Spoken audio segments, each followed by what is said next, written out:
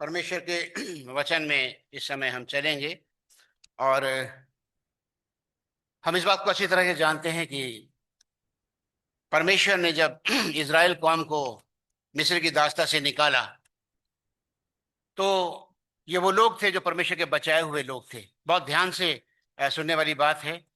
ये वो लोग थे जो परमेश्वर की ओर से बचाए गए लोग थे। 8वें दिन इनका खतना हुआ था इजरायलियों की रस्म के अनुसार। इनके घर के आंगनों पर मेमने के फसा के मेमने की छाप लगी थी। ये लाल समुद्र से पार हुए, बैप्टाइज्ड हुए। लेकिन जैसे ही ये जंगल में पहुंचे वहां पर इन्होंने परमेश्वर के विरुद्ध बड़बड़ाना शुरू करा। मैं बार बार कह रहा हूं कि ये बचाए हुए लोग थे, खतना हुए हुए लोग थे। इनके घर की आंगलों पर फसा के मेमने की छाप भी लगी हुई थी, ये बैप्टाइज भी थे।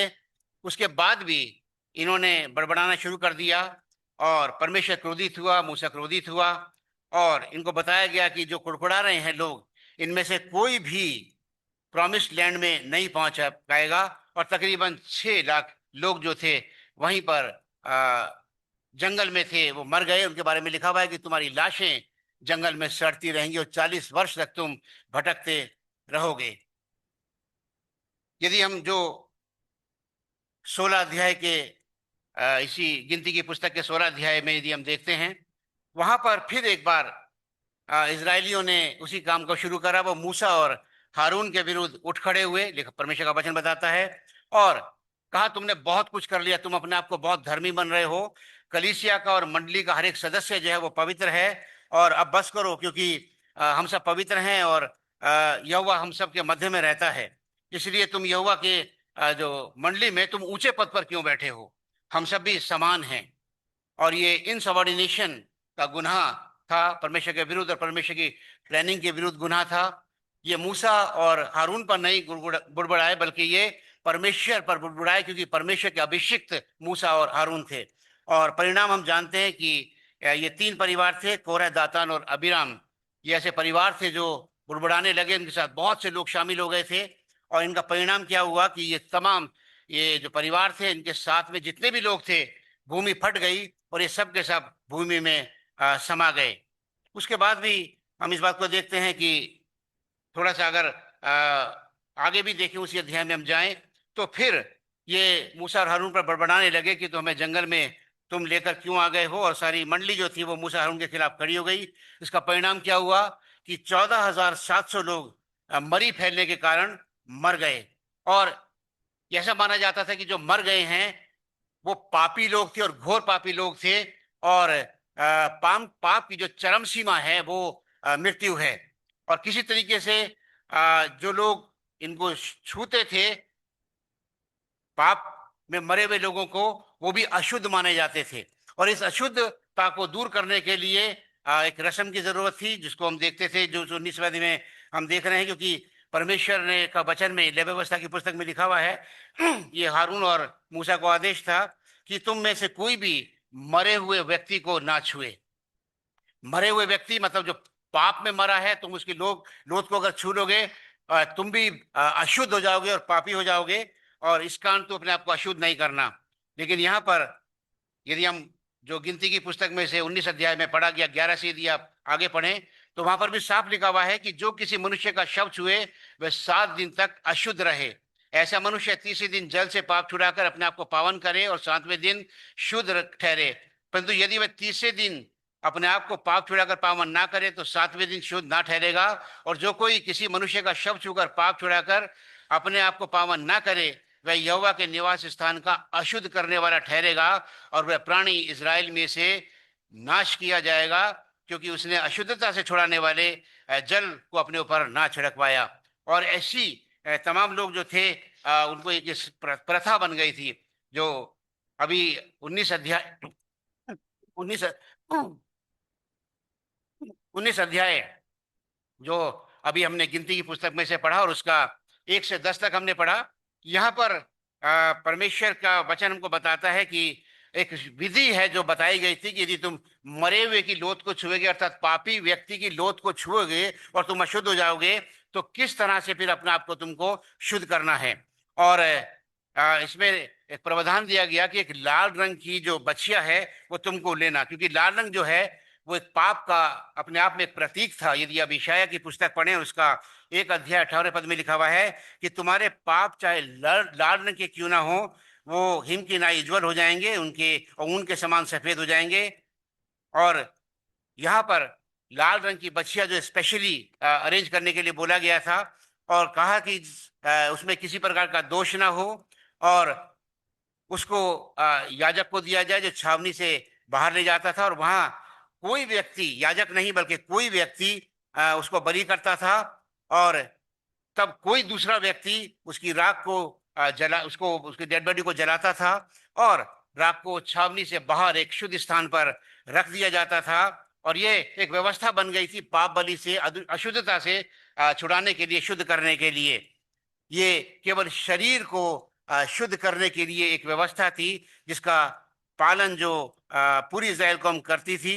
और साथ में ये था कि इस राख को फिर एक बहते हुए सोते के जल में लिया जाएगा, एक पात्र में डाला जाएगा, और जो व्यक्ति अशुद्ध होगा उस पर इसका छिड़काव करेगा, और 3 दिन छिड़काव करेगा, और फिर 7वें दिन छिड़काव करेगा, और 7वें दिन वो व्यक्ति जो है पवित्र माना जाएगा, पावन माना जाएगा, और छावनी में आने के योग्य वो माना जाएगा। और 21वां पद यदि हम देखें इसी अध्याय का, वहां बताते हैं कि ये विधि जो है सदा काल के लिए तुम्हारे मध्य में रहे, यानी सदा काल के लिए ये विधि अपनाया करना। अर्थात लाल रंग की बछिया की राख को लगातार अपने आप को शुद्ध करना, ताकि मंडली में से तुम नष्ट ना हो जाओ। मेरे प्रियो, ये परंपरा जो थी बहुत सदियों तक चलती रही। जब एक बछिया की राख खत्म हो जाती थी, तो उसकी जगह दूसरी बछिया को ढूंढा जाता था, लाल रंग की निष्कलंक को, और उसको बलिदान किया जाता था, बलि किया जाता था, और फिर उसकी राख बना दी जाती थी, और शुद्धिकरण की विधि अपनाई जाती थी। और मूसा के समय से लेकर ये 70 एडी तक, जब तक दूसरा मंदिर नाश नहीं किया गया, जो यहूदी मत था और यहूदी परंपरा का जो लिटरेचर है मिन्शाप, उसके अनुसार 70 एडी तक तकरीबन 9 बच्चियों को बलिदान किया गया। 9 बच्चियां बलिदान की गई, और ये शुद्धिकरण का जो था ये लगातार चलता रहा, शुद्धिकरण की प्रथा चलती रही। और बहुत इंपॉर्टेंट बात क्या यह है, जो मैं आपसे कई दिन से कह रहा हूं, कि यहूदी इस बात को मानते हैं कि 10वीं बछिया को ढूंढा जाएगा, और 10वीं बछिया जो है वो भी बलि की जाएगी, लेकिन वो तब की जाएगी जब मसीहा आएगा। ये यहूदी परंपरा है। और जो यहूदी जो विचारक है, उसका नाम है यहूदा द प्रिंस, और उस रब्बी ने 200 एडी में लिखा था, और इसको मौखिक तोरा बोला जाता है, मौखिक तोरा बोला जाता है। और इसके अनुसार मसीहा के आने पर 10वीं जो रेड हेफर है उसको बलि किया जाएगा, ढूंढा जाएगा। और वहीं पर जो इंपॉर्टेंट चीज है, तीसरी हैकल का निर्माण भी किया जाएगा। और तीसरी हैकल का निर्माण उसी समय किया जाएगा, उसी स्थान पर जहां पहली और दूसरी हैकल थी। मेरे मित्रों, आपको जब मैंने कहा था कि ये युद्ध जो है साधारण युद्ध नहीं है, इसको हमें गंभीरता से लेना चाहिए। तीसरी हैकल की तैयारियां शुरू हो गई हैं, और मैं एक लेख पढ़ रहा था, उसमें बताया था कि 3rd टेम्पल की तैयारियां पूरी हो रही हैं, और इसके लिए 500 जवान रब्बियों को तैयार किया जा रहा है, उनको ट्रेनिंग दी जा रही है। और 2022 में टेक्सास से 5 लाल रंग की बछियां मंगाई गई थी, इंपोर्ट की गई थी, और उन्हें वेस्ट बैंक में बहुत सेफली स्थान पर रखा हुआ है। और उसके साथ मंदिर में जो उनसे आराधना के बर्तन होंगे वो भी तैयार कर लिए गए हैं। याजकों की क्या पोशाक होगी वो भी तैयार कर ली गई है। और अभी 1 जुलाई 2025 को एक रिहर्सल किया गया, जब एक लाल बछिया को उन्होंने बलि किया। और ये इसलिए बलि किया कि ये रिहर्सल थी, ये एज पर लॉ नहीं थी, क्योंकि इस बछिया में कुछ दोष पाया गया था। तो एक रिहर्सल के तौर पर इस बछिया को बलि किया गया, कि ये पूर्ण बलि नहीं थी, और ये एक फॉर्मल सेक्रीफाइस भी नहीं था, क्योंकि ये ट्रेडिशनल के अनुकूल नहीं था। ट्रेडिशनल थी कि निष्कलंक और निर्दोष बछिया को करा जाना है। और जरूरी है कि ये 3rd टेम्पल के लिए ऐसी बछिया को लिया जाए। और ये जो 1 जुलाई 2025 को जो बलि दिया गया, ये 2000 साल के बाद तकरीबन उसको बलि दी गई। और यहूदी लोग जो हैं प्रभु यीशु मसीह के आगमन की प्रतीक्षा कर रहे हैं। और ये एंड टाइम का जो है संकेत भी हम इसको कह सकते हैं कि प्रभु यीशु मसीह का वो आगमन की प्रतीक्षा कर रहे हैं, जब वो 10वीं जो रेड हेफर है वो बलि की जाएगी, लाल बछिया, और उस मंदिर का निर्माण भी शुरू हो जाएगा। मेरे मित्रों, ये यहूदियों के लिए बेशक संदेश हो सकता है कि वो मसीहा के आने की प्रतीक्षा कर रहे हैं, लेकिन यहूदियों की मान्यताएं कुछ भी हो सकती हैं। परंतु हम मसीहियों के लिए पौलुस ने बड़ी एक अच्छी बात बोली है। यदि आप इब्रानियों की पत्री में पढ़ें और उसका 9वां अध्याय और उसको 11 से, और 11 से हम पद पढ़ेंगे आगे तक, 15 तक। यहाँ पर लिखा हुआ है, परंतु जब मसीह आने वाली अच्छी वस्तुओं का महायाजक होकर आया, तो उसने और भी बड़े और सिद्ध तंबू में होकर, जो हाथ का बनाया हुआ नहीं अर्थात इस सृष्टि का नहीं था, और बकरों और बछड़ों के लहू के द्वारा नहीं, पर अपने ही लहू के द्वारा एक बार पवित्र स्थान में प्रवेश किया और अनंत छुटकारा प्राप्त किया। क्योंकि जब बकरों और बैलों का लहू और कल्लोर की राख, मतलब लाल बछिया की राख का अपवित्र लोगों पर छिड़का जाना शरीर की शुद्धता के लिए उन्हें पवित्र करता है, तो मसीह का लहू, जिसने अपने आप को सनातन आत्मा के द्वारा परमेश्वर के सामने निर्दोष चढ़ाया, तुम्हारे विवेक को मरे हुए कामों से क्यों शुद्ध न करेगा, ताकि तुम जीवते परमेश्वर की सेवा करो। इसी कारण वे नई वाचा का मध्यस्थ है, यानी प्रभु यीशु मसीह नई वाचा का मध्यस्थ है, ताकि उसकी मृत्यु के द्वारा जो पहली वाचा के समय के अपराध से छुटकारा पाने के लिए हुई थी, बुलाए हुए लोग प्रतिज्ञा के अनुसार अनंत मिरास को प्राप्त करें। जी हाँ मेरे मित्रों, वो बलि जो चल रही थी, 9 बछियों की बलि हो गई, और एक परंपरा चली आ रही थी, और ये लगातार परंपरा चली आ रही थी। बार बार गुनाह होता था, बार बार उस राख को डाला जाता था, और शुद्धता का प्रतीक जो था। लेकिन ये एक कंप्लीट बलि नहीं थी। और इब्रानियों का लेखक पौलुस कहता है कि प्रभु यीशु मसीह ने सबको एक ही बार में पूरा कर दिया है। अब हमें किसी लाल बछिया की राख की आवश्यकता नहीं है। हमारे लिए प्रभु यीशु मसीह ने उस लाल बछिया का स्थान ले लिया है, और परमेश्वर ने ऐसा इंतजाम किया कि हमारे उद्धार के लिए अपने इकलौते पुत्र को कुर्बान कर दिया, और उसने मृत्यु बल्कि सलीबी मौत गवारा की, ताकि हमें अपने पापों से छुटकारा मिल जाए और हम किसी रीति और रिवाज में ना बंधे रह जाएं। अपने आप को शुद्ध करने के लिए हम प्रयत्न ना करें, क्योंकि हमें शुद्ध करने के लिए ऑलरेडी प्रभु यीशु मसीह का लहू हमारे लिए काफी है। और अभी गुड फ्राइडे को हमने इसको याद किया। मेरे मित्रों, जो ये रेड बछिया है, इसमें जब मैं इसका अध्ययन कर रहा था, तो बहुत सी इसमें सिमिलैरिटीज प्रभु यीशु मसीह में और उसमें पाई गई। कुछ सिमिलैरिटीज को हम देखेंगे कि क्या समानताएं थी। सबसे पहली बात ये थी कि ये लाल बछिया जी थी, ये बछिया जो होती थी, ये कोई साधारण बछिया नहीं थी, ये एक्स्ट्रा ऑर्डिनरी थी। और हम कह सकते हैं कि ये कहावत होती है कि भूसी में सुई को ढूंढना। इस कदर ये एक्सट्रीमली रेयर जी थी, इसको आसानी से प्राप्त नहीं किया जा सकता था, और ये विशेष काम के लिए ढूंढी जाती थी, और बड़ा इसमें प्रयत्न होता था, और बड़ी मुश्किल से ये बछियां मिलती थी। यदि हम प्रभु यीशु मसीह के जीवन के बारे में देखें, तो प्रभु यीशु मसीह भी एक विशेष व्यक्तित्व थे, संपूर्ण मनुष्य और संपूर्ण परमेश्वर। उसका विशेष जन्म था, उसकी विशेष मृत्यु थी, और संसार में रहकर भी वो सांसारिक नहीं था। पाप से वो रहित उसका जीवन था, और हम कहते हैं उसके पास डिवाइन पावर्स थी। नेचर पर उसका अधिकार था, मौत पर उसका अधिकार था, बीमारियों पर उसका अधिकार था, पापों की क्षमा के लिए उस पर अधिकार था। यानी हर प्रकार से, जिस प्रकार से असाधारण बछिया होती थी, प्रभु यीशु मसीह हर मामले में असाधारण रूप से संसार में आए थे। दूसरी चीज जो है कि ये लाल बछिया जो थी, ये बाहर से नहीं मंगाई जाती थी, ये इजरायलियों की किसी भी क्षेत्र से मंगाई जाती थी।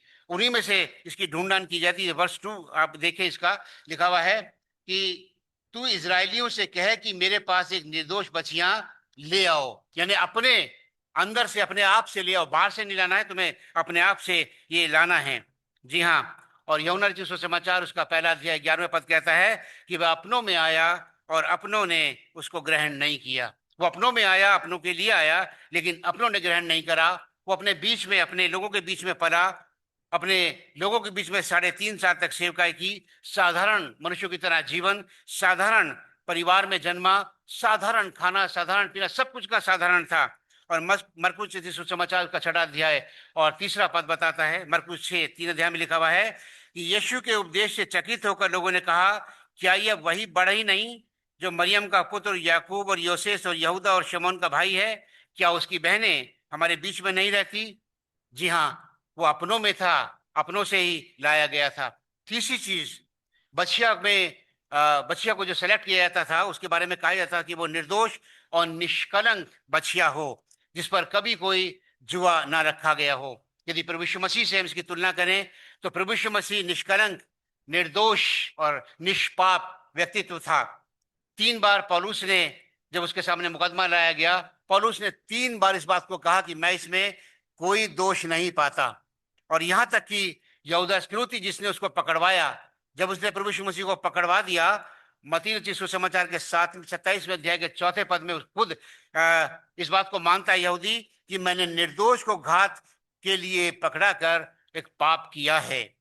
जी हाँ, वो रोमन सूबेदार जो खड़ा था, रोमन जो ऑफिसर वहां पर खड़ा था, उसने क्या कहा? उसके बारे में लिखा हुआ है कि Roman officer glorified God and said, certainly this was a righteous man. सचमुच भी आदमी धर्मी था। कितनी बार न केवल अपने लोगों ने बल्कि दूसरों लोगों ने कहा कि प्रभु यीशु मसीह निष्कलंक और निष्पाप था। और हम जानते हैं पतरस क्या कहते हैं, पहला पतरस 1 अध्याय के 18-19 पद में, हमारा छुटकारा नाशवान वस्तुओं के द्वारा नहीं हुआ, वरन निर्दोष और निष्कलंक मेमने अर्थात मसीह के बहुमूल्य लहू के द्वारा हुआ। जी हाँ, वही मेमना जिसको यूहन्ना बपतिस्मा देने वाले ने पहचान लिया था जब प्रभु यीशु मसीह बपतिस्मा देने के लिए आए और कहा कि ये मेमना है जो सारे जगत के पापों को उठा के लिए जाता है। जी हाँ, निर्दोष और निष्कलंक बछिया, निर्दोष और निष्कलंक हमारा प्रभु जिसने हमारे लिए प्राणों का बलिदान दिया। एक और जो खूबी थी कि जो बछिया लाई जाती थी, यदि हम उसको देखें, उसमें अपना कोई दोष नहीं था।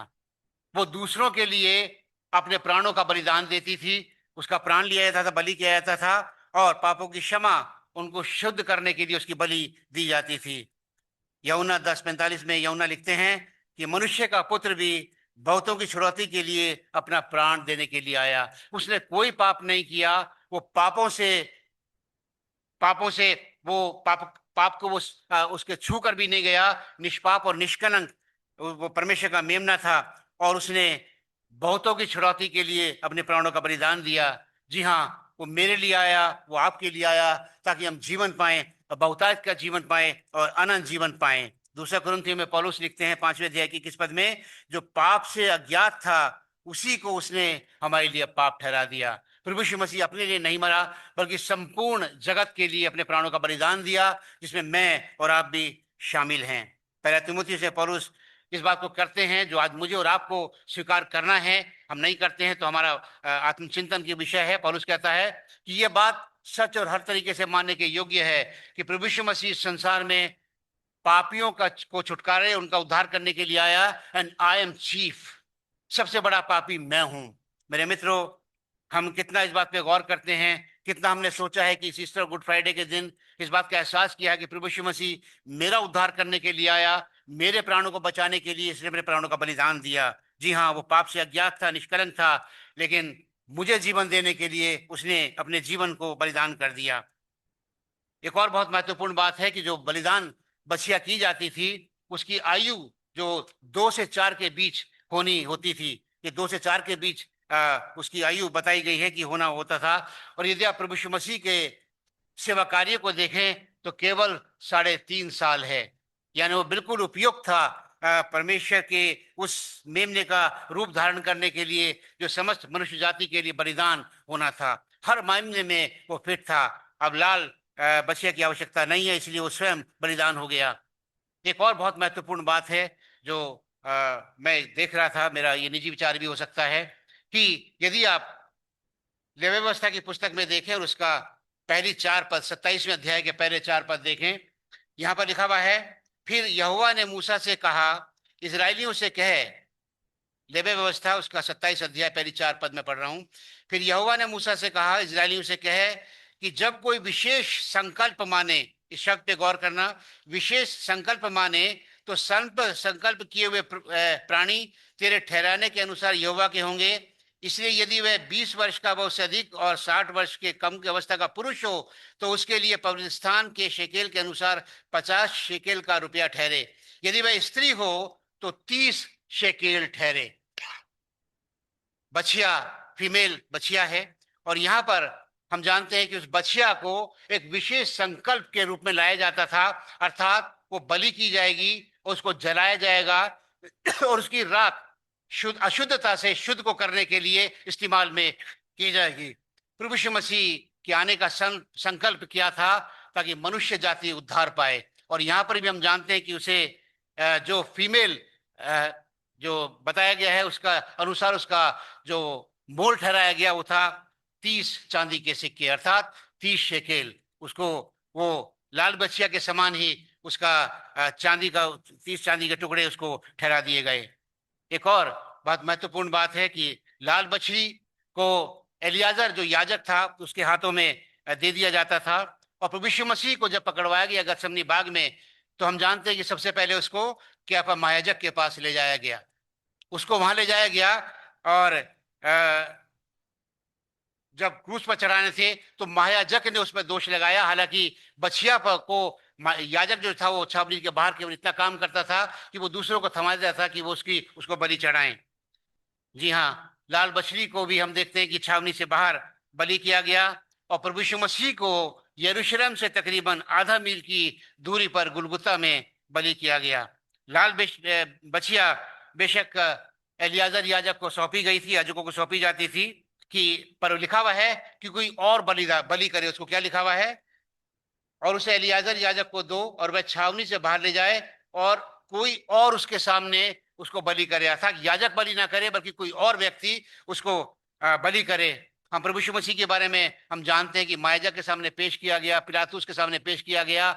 याजकों ने दोष लगाया, उसके अपने लोगों ने दोष लगाया, लेकिन उसको बलि किया रोमन रोमन सिपाहियों ने, और जो वहां पर रोमी ऑफिसर्स थे उसके द्वारा उसे क्रूस दी गई। एक और महत्वपूर्ण बात यहाँ पर जो सिमिलरिटी मिलती है कि ये जो प्रजाति होती है, जो इस बछिया की जो प्रजाति होती है, ये इस प्रजाति को लोग पालते हैं ताकि उनके दूध और उनके मांस का व्यापार किया जा सके। जी हाँ, उनके दूध और मांस का व्यापार किया जाता था। प्रभु यीशु मसीह कहते हैं कि मेरा मांस वास्तव में खाने की वस्तु है और मेरा लहू वास्तव में पीने की वस्तु है। और हम जानते हैं कि उसने भी अपना शरीर, अपना बदन मेरे और आपके लिए तोड़वा दिया और अपना लहू मेरे और आपके लिए, पूरे संसार के नाजात के लिए, उद्धार के लिए बहा गया ताकि हम सब उद्धार पाएं।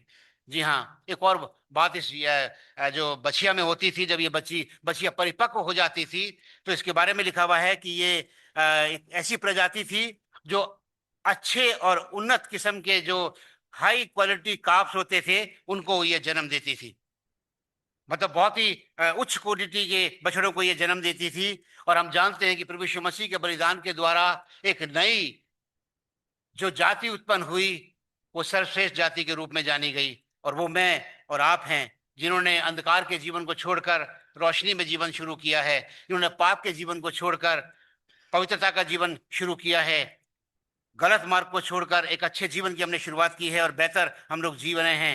और हम सब ने प्रभु यीशु मसीह को उद्धारकर्ता माना है और तमाम किस्म के बलि से और तमाम किस्म के अंधविश्वास से हम ऊपर उठ गए हैं। और परमेश्वर का वचन बताता है कि जितनों ने उसको ग्रहण किया उसने उनको परमेश्वर के पुत्र होने का अधिकार दिया। तो हमारी जनरेशन, हम बहुत ब्लेसिड लोग हैं कि हमें परमेश्वर के पुत्र के रूप में पहचान परमेश्वर ने दी है प्रभु यीशु मसीह के बलिदान के द्वारा। यदि एक बार फिर से हम पौलुस की पत्री में देखें और उसका 13 अध्याय में देखें और उसका 11 पारा पद देखें,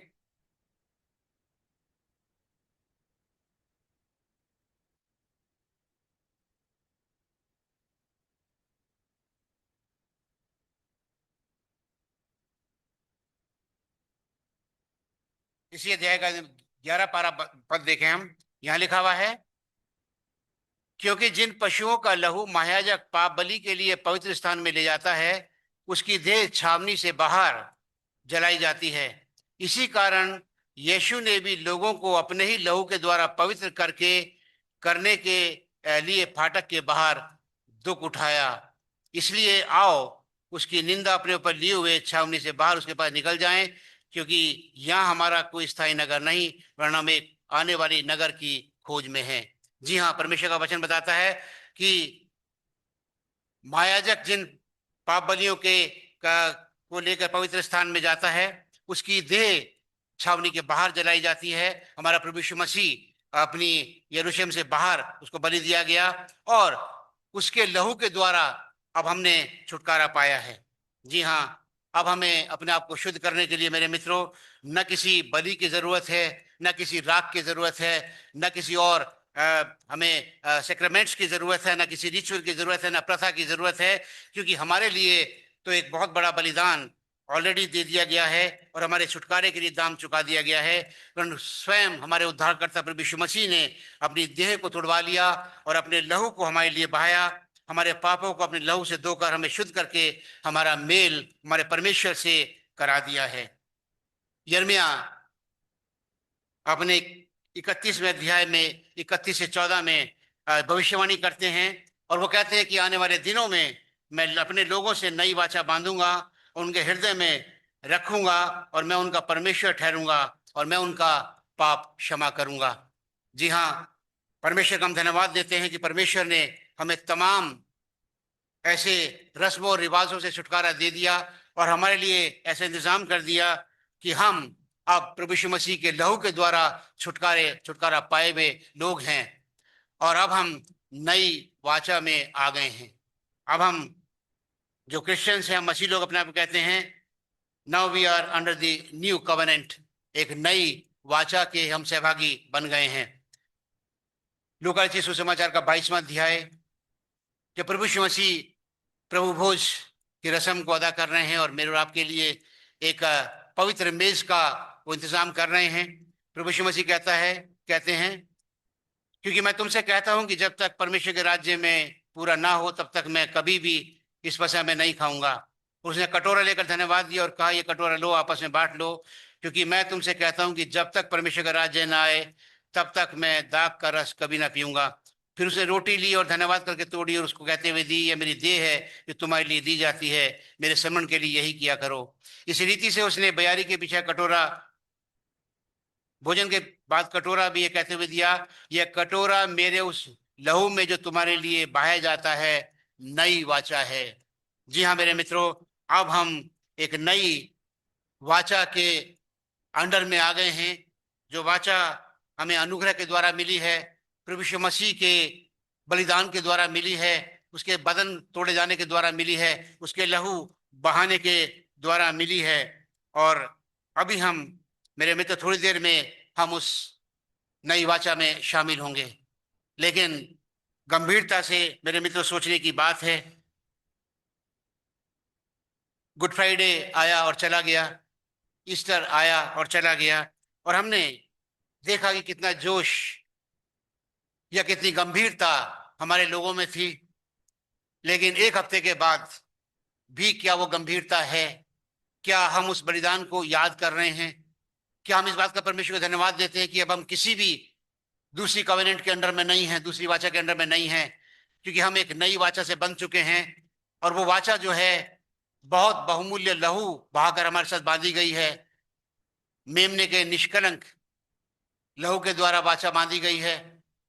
मेरे और आपके लिए बहुत बड़ा दाम चुका दिया गया है कि परमेश्वर ने अपने इकलौते बेटे को बिना रख छोड़ा, बल्कि उसको भी हमारे लिए दे दिया, प्रॉमिस के साथ कि जो कोई उस पर विश्वास लाएगा वो नाश नहीं होगा परंतु अनंत जीवन पाएगा। कहाँ है हमारा वो विश्वास? कहाँ है हमारा प्रेम जो ईस्टर के दिन था या गुड फ्राइडे के दिन था? ये आज गंभीरता से सोचने की बात है। ईस्टर के बाद, गुड फ्राइडे के बाद हमारे जीवन में क्या परिवर्तन आया? उसके बहुमूल्य लहू की कीमत को हमने कितना अपने जीवन में पहचाना, कितना उतारा, कितना हमने वायदा किया कि हम उस बलिदान को याद रखेंगे, कितना हमने याद रखा कि रोजमर्रा के जीवन में हम कोशिश करेंगे कि हमारे प्रभु यीशु मसीह को लोग हमारे अंदर देखें, उसके गुणों को, उसके स्वभाव को हमारे अंदर देखें। मेरे मित्रों, प्रभु यीशु मसीह ने स्वयं अपने लहू के द्वारा ये वाचा स्थापित की है, जो मेरे और आपके लिए बहुत महत्वपूर्ण है। क्या हम उसके बारे में चिंतित हैं या सीरियस हैं? मैं याद करूंगा आपसे कि जो लाल बछिया का बलिदान दिया जाता था, उसके बारे में कितनी गंभीर बात लिखी है। यदि आप गिनतियों की पत्री में उसका 19 अध्याय और 20 पद में देखें तो वहां साफ लिखा हुआ है कि यदि कोई भी मनुष्य जो अशुद्ध मनुष्य है, जो पापी मनुष्य है, जिसने अशुद्ध देह को छुआ है, यदि लाल बछिया की राख के द्वारा उसको अपने पर छिड़वा कर शुद्ध ना करे तो वह अशुद्ध ठहराया जाएगा और परमेश्वर के स्थान को अशुद्ध करने वाला भी ठहराया जानकर मंडली के बीच से वो नष्ट किया जाएगा और मंडली के बीच से वो खत्म कर दिया जाएगा। कितनी गंभीर बात है कि यदि हम अपने आप को शुद्ध नहीं कराते, उस काल के लोग यदि उस लाल बछड़ी के द्वारा जो उसकी राख को जो उसके लिए जलाई जाती थी, यदि उसके द्वारा हम अपने आप को शुद्ध नहीं करते थे उस समय के लोग, तो अशुद्ध ठहरते थे। और लिखा है कि अपनी मंडली में से वो नाश कर दिए जाते थे। पौलुस इस बारे में बहुत स्पष्ट है मेरे मित्रों, और वो कहते हैं पहले अध्याय के 11वें पद में, 11वें अध्याय के 28वें पद में, पहला कुरिन्थियों 11 अध्याय 28वें पद में वो सावधान कहते हैं, इसलिए मनुष्य अपने आप को जांच ले और इसी रीति से अर्थात पवित्रता के साथ और शुद्धता के साथ, शुद्ध हृदय के साथ इस रोटी में से खाए और इस कटोरे में से पिए। और 29 पद में लिखा हुआ है, क्योंकि जो खाते पीते समय प्रभु की देह को ना पहचाने, इस कवनेंट का आदर ना करे, इस कवनेंट को, नई कवनेंट को ना पहचाने, उस अनुग्रह और उस बलिदान को ना पहचाने जो प्रभु यीशु मसीह के द्वारा हम पर किया गया, तो उसके पीड़ा को, उसके बलिदान को, उस प्रेम को ना पहचाने, तो वो लिखा हुआ है कि इसके खाने पीने से अपने ऊपर वो दंड लाता है। मेरे मित्रों, हमारी प्रभु यीशु मसीह ने तमाम बलियों को खत्म कर दिया, तमाम रीति रिवाजों को खत्म कर दिया और हमें एक नई वाचा में बांध दिया। और आज हम थोड़ी देर के बाद उसको स्मरण करेंगे। लेकिन क्या हम तैयार हैं? क्या हमने अपने प्रभु यीशु मसीह का आदर और सम्मान किया है? क्या हमने गुड फ्राइडे की महत्व को समझा है, उसकी गंभीरता को देखा है? क्या हमने ईस्टर के महत्व को जाना है? क्या प्रभु यीशु मसीह पुनर्जन्म मेरे जीवन में लिया है? ये बहुत गंभीर बातें हैं जो मुझे और आपको सोचनी है। लाल बछड़ी के जाल, जो बछड़ी थी, उसके राख से यदि कोई अपने आप को शुद्ध नहीं करता था तो उसका परिणाम बहुत भयंकर होता था। लेकिन उससे ज्यादा भयंकर परिणाम हमारे साथ होगा यदि हम नई वाचा का सम्मान नहीं करते हैं। शायद हम इस बात को बहुत गंभीरता से नहीं लेते हैं, लेकिन परमेश्वर का वचन बताता है, यदि आप पहला कुरिन्थियों उसके 11वें अध्याय में देखें और उसके 23 पद से आगे, जहां पौलुस प्रभु भोज के विषय में बात करते हैं, और उसके बाद आई एम सॉरी, इब्रानियों 10 और उसका 26 से आगे हम इस बातें पढ़ेंगे, इसकी गंभीरता को देखेंगे। लिखा हुआ है, क्योंकि सच्चाई की पहचान को प्राप्त करने के बाद यदि हम जानबूझकर पाप करते रहें तो पापों के लिए फिर कोई बलिदान बाकी नहीं है। एक बार वो बलिदान हो चुका है, अब कोई रेड हेफर बलि की जाएगी, ना और कोई बलिदान किया जाएगा। प्रभु यीशु मसीह ने एक बार बलिदान देकर हमें तमाम बातों से छुटकारा दे दिया है, हमारे पापों के लिए, गुनाहों की माफी के लिए रास्ता खोल दिया है, अनंत जीवन का मार्ग खोल दिया है। लेकिन यदि उसके बलिदान का आदर नहीं करते हैं, यदि नई वाचा का आदर और सम्मान हम नहीं करते हैं, तो पौलुस बताता है कि क्योंकि सच्चाई की पहचान को प्राप्त करने के बाद यदि हम जानबूझकर पाप करते रहें तो पापों के लिए अब कोई बलिदान नहीं होगा। हाँ, दंड का एक भयानक बाट जोना और आग की ज्वलन बाकी है जो विरोधियों को भस्म कर देगी। लिखा हुआ है, जब मूसा की व्यवस्था का ना मानने वाला 2 या 3 जनों की गवाही पर बिना दया के मार डाला जाता था, तो सोच लो कि वह कितने और भी भारी दंड के योग्य ठहरेगा, जिसने परमेश्वर के पुत्र को पांवों से रौंदा और वाचा के लहू को, जिसके द्वारा वह पवित्र ठहराया गया, अपवित्र जाना और अनुग्रह की आत्मा का अपमान किया है। और 31वां पद बहुत वार्निंग देने वाला, चेतावनी देने वाला पद है। लिखा हुआ है कि जीवते परमेश्वर के हाथों में पड़ना बड़ी भयानक बात है। मेरे मित्रों, अभी परमेश्वर के वचन में हमको सब कुछ बता दिया जाता है कि अब हम पुरानी वाचा छोड़कर नई वाचा में प्रवेश कर गए हैं, और ये वाचा जो है ये बहुत कीमती लहू के द्वारा बांधी गई है। परमेश्वर के इकलौते पुत्र के द्वारा, उसके लहू बहाने के द्वारा और उसका बदन तोड़वाने के द्वारा बांधी गई है। और उसने स्वयं कहा है कि मैं, ये वाचा का मेरा नई लहू है जो तुम्हारे लिए बहाया जाता है। अपने आप को जांचें और परखें। जब हम प्रभु बोझ लेते हैं तो क्या हम प्रभु यीशु मसीह के बलिदान को वास्तविक रूप में जानते हैं, उसका आदर और सम्मान करते हैं, या हम उसकी इस बात को जानते हैं कि हमने कहीं जाने अनजाने में कहीं उसकी वाचा का अपमान तो नहीं कर दिया। मेरे मित्रों, इस समय हम पीरियड ऑफ ग्रेस में हैं। हमारे हर गुनाह की माफी हमारे परमेश्वर के पास है। मैंने कहा कि बहुत गंभीरता से सोचने की बात है कि जिस दौर में हम गुजर रहे हैं, केवल हम ही प्रभु यीशु मसीह के आने का इंतजार नहीं कर रहे हैं, बल्कि मैंने आपको बताया कितनी तैयारियां हो चुकी हैं उस मंदिर के लिए जिसका विश्वास है कि प्रभु यीशु मसीह आएगा। 10वीं बछिया बलि की जाएगी और नए मंदिर का निर्माण किया जाएगा। मैं और आप भी इंतजार कर रहे हैं, प्रभु यीशु मसीह आएगा। लेकिन क्या अगर वो आएगा तो हमारे अंदर विश्वास को पाएगा? क्या हमारे अंदर वो उन तमाम गुणों को पाएगा जो हमसे अपेक्षा करता है? क्या वो हमारे अंदर अपने स्वभाव को पाएगा? क्या हमारे अंदर वो पाप रहित जीवन पाएगा? क्या वो हमारे पाएगा कि हमने उसकी नई वाचा का आदर और सम्मान किया है और नई वाचा में हम बंध गए हैं? कहीं गलती से भी हमने उसकी वाचा का अपमान तो नहीं किया? ये व्यक्तिगत प्रश्न है जो मुझे अपने आप से करना है और आपको अपने आप से करना है। परमेश्वर हमें आशीष दे और हमें संजीदा करे परमेश्वर के प्रति और परमेश्वर की वाचा के प्रति और अपने प्रति, कि हम उसके सामने निर्दोष ठहरने वाले हो सकें और जो मार्ग उसने दिखाया है उस पर चलकर अनंत जीवन को हम प्राप्त कर सके, उसकी अपेक्षाओं पर खरे उतर सके। परमेश्वर हम सबको बहुत आशीष दे।